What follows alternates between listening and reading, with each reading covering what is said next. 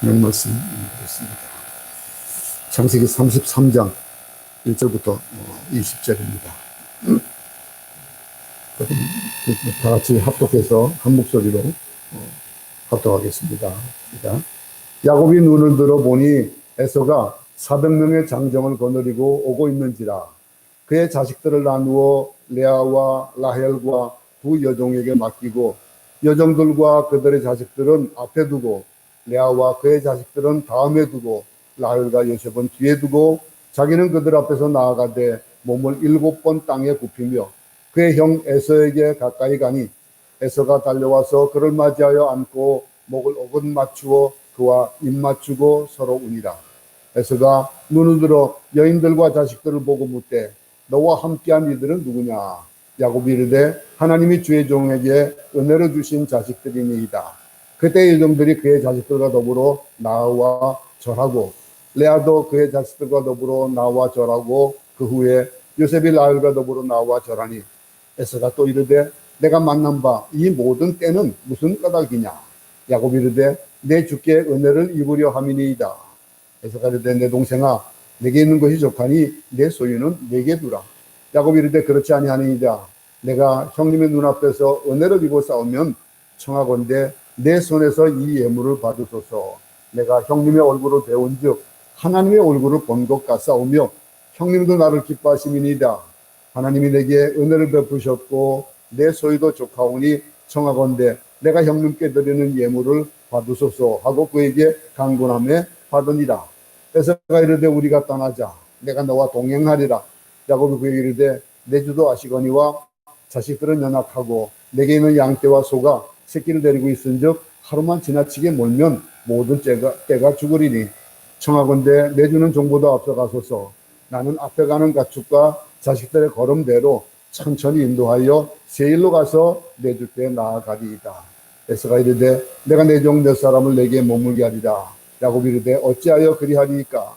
나로 내 주께 은혜를 얻게 하소서 하며 이날에서는 세일로 돌아가고 야곱은 숫곳에 이르러 자기를 위하여 집을 짓고 그의 가축을 위하여 우리간을 지었으므로 그 땅 이름을 숫곳이라 부르더라. 야곱이 바단 아람에서부터 평안히 가나안 땅 세겜 성읍에 이르러 그 성읍 앞에 장막을 치고 그가 장막을 친 밭을 세겜의 아버지 하몰의 아들들의 손에서 베크시타에 샀으며 거기에 제단을 쌓고 그 이름을 엘 엘로헤이 이스라엘이라 불렀더라. 네.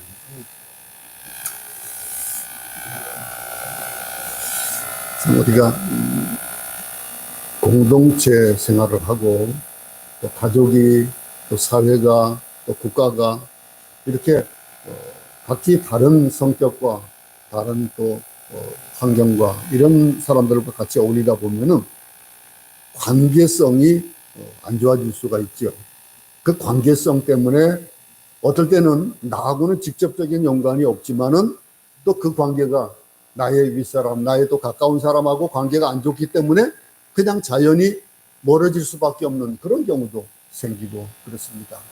서로 아픔이 있고 서로 그 아픔을 감싸주고 하는 그런 관계들이 돼야 되는데 그냥 그러다 보니까 적대감이 일게 되고 또 나하고 직접적인 관계가 없다라고 하면서 무관심하게 되고 그런 경우가 없지 않아 많이 있습니다. 그런 속에서 특별히 나와 뭐가 조금 다르고 추구하는 것들이 다르고 내가 원하는 것과 그가 원하는 것이 좀 다를 때에는 이렇게 화해되지 못하는 그런 경우가 있고 특별히 이 야곱과 에서와 같이 어떤 한쪽에서 이득을 취하기 위해 가지고 취했던 그런 행동들 그걸로 인해 가지고 관계가 비틀어지고 그 관계는 정말 살인을 부를 정도까지도 만들어지는 거예요. 이 야곱과 에서가 오늘 이제 드디어 이제 대면하게 됩니다. 만난다는 것, 그 만나기 전에는 알지 못했던 그런 관계들, 내가 생각했던 것과 또 상대가 생각했던 것들이 좀 달라지는 이런 것들로 인해서 막 그냥 근심도 하게 되고 걱정도 하게 되고 염려도 하게 되고 그런 경우가 참 많습니다. 근데 내가 무엇을 잘못해가지고 용서를 받아야 된다. 그럴 때 용서를 받지 못하는 마음, 내가 너를 용서했다라고 하는 것을 얻지 못했을 때 그럴 때는 말로도 알 수 없는 고통이 있게 되어 있는 거예요. 우리가 이 야곱의 행보를 보잖아요. 이 야곱의 행보를 보면서 그 야곱이 형과의 껄끄러운 관계, 이것을 이제는 떨어버려야 되는데 그것을 떨으려니 어려움을 많이 겪는 거예요. 그 일이 우리가 이제 지금까지 봐왔던 앞에 32장까지의 그런 얘기들을 쭉 알 수 있습니다. 근데 우리가 어떤 잘못을 저질렀을 때 상대방이 용서를 베풀어 주거나 은혜를 베풀어 주지 않으면은 얼마나 괴롭습니까? 괴로움이 얼마나 심했으면은, 그러면은 이런 이 여정들, 과정들을 보잖아요. 가축을 때려 보내고, 나눠서 보내고, 가족들을 나눠서 보내고, 그러면서도 이기적인 마음을 가졌던 그런 거 봅니다. 근데 피해를 당한 사람이, 나 그거 용서했어. 나를 용서하겠다. 이 말을 하면은 그 말 한마디에 얼마나 참 기쁘고 즐거운 일이 벌어집니까? 우리가 밀양이라는 영화를 보면서 그 용서의 개념들을 또 한번 생각해 볼 수 있었잖아요. 어떻게 하다가 나는 용서했다 그랬는데 진짜로 살인한 사람을 가가지고 용서해 주겠다고 갔는데 그 아들을 살인한 그 살인자가 하는 얘기는 하나님 앞에 용서를 받았다. 그 얘기를 하니까, 아니 내가 용서를 하지 않았는데 누가 용서했냐 이거예요. 그런 얘기를 하는 그런 내용들, 우리는 밀양이라는 영화를 통해서 좀 봤었습니다. 그러나 어쨌든 내가 너를 용서했다라고 하는 자비의 마음을 가지고 용서를 하는 사람, 그 사람의 용서가 이 가해자의 마음에 얼마나 큰 위로가 되고 얼마나 감사가 있겠습니까? 이 복 중의 복이 용서받는 것이다라고 우리 얘기까지 하잖아요. 그러니 그런 복이 우리 모두에게 있기 바랍니다. 우리가 혹시 용서를 받아야 될 일이 있다면은 속히 용서를 받고, 그래서 그 마음 가운데 평강이 있고 평화가 있는 그런 우리 삶이 되길 바랍니다. 용서받는 것뿐만이 아니라 용서해야 할 사람을 우리가 보면은 그가 용서를 해야, 용서하지 못하고 엉거리 가져가지고 꽁 하고 있으면은 그에게도 화평이 없어요. 그런데 그걸 용서하고 나면은 용서해 준 사람이 또 얼마나 또 마음 가운데 화평이 있게 되겠는 거예요. 평안이 있는 거예요. 용서해야 평안이 깃드는 거예요.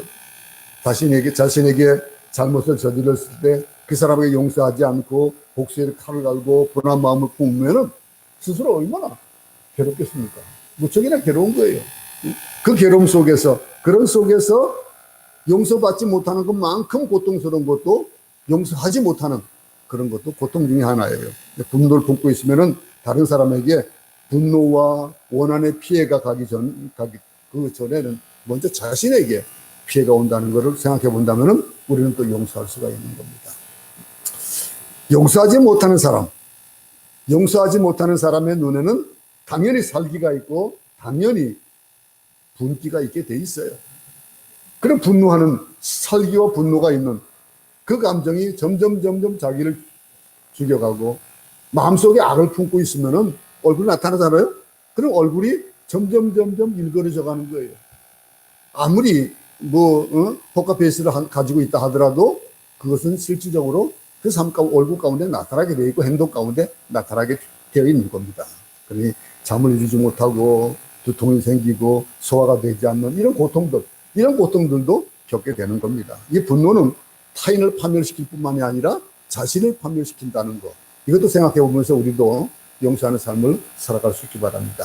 그래서 용서받을 자에게 용서를 받고 용서해야 될 사람은 용서하는 것, 이 매우 중요한 일이다라고 하는 것들을 전제로 두고 오늘의 말씀을 우리가 참고해 보기 바랍니다. 예수님도 용서에 대해서 말씀 많이 하셨잖아요. 마태복음 5장 23절 24절에 보면은 우리가 예물을 제단에 드리다가 형제에게 원망을 드릴 만한 일이 생각나거든 어떻게 하랬습니까? 제단 앞에 그냥 제물을 두고 먼저 가서 그 형제와 화목한 후에 와서 제물을 드려라 그랬잖아요. 그 예수님 말씀이 예배드리는 것보다 더 중요한 것이 먼저 형제와 화합하는 뜻이에요. 그 뜻인데 우리 용서하지 않은 상태로, 용서받지 못한 상태로 예배드릴 때가 얼마나 많습니까? 그럴 때에 하나님은 그런 예배를 받지 않으실 것이다 라고 하는 것들을 우리는 쉽게 유추해 볼 수가 있는 겁니다. 그러면은 이 마태복음 6장 14절 15절 보면서도 예수님께서 이런 말씀하셨습니다. 너희가 사람의 과실을 용서하면 너희 천부께서도 너희 과실을 용서하려니와 너희가 사람의 과실을 용서하지 아니하면 너희 아버지께서도 너의 과실을 용서하지 않으신다 그랬어요. 그게 얼마나 이게 무서운 얘기입니까? 얼마나 중요한 겁니까?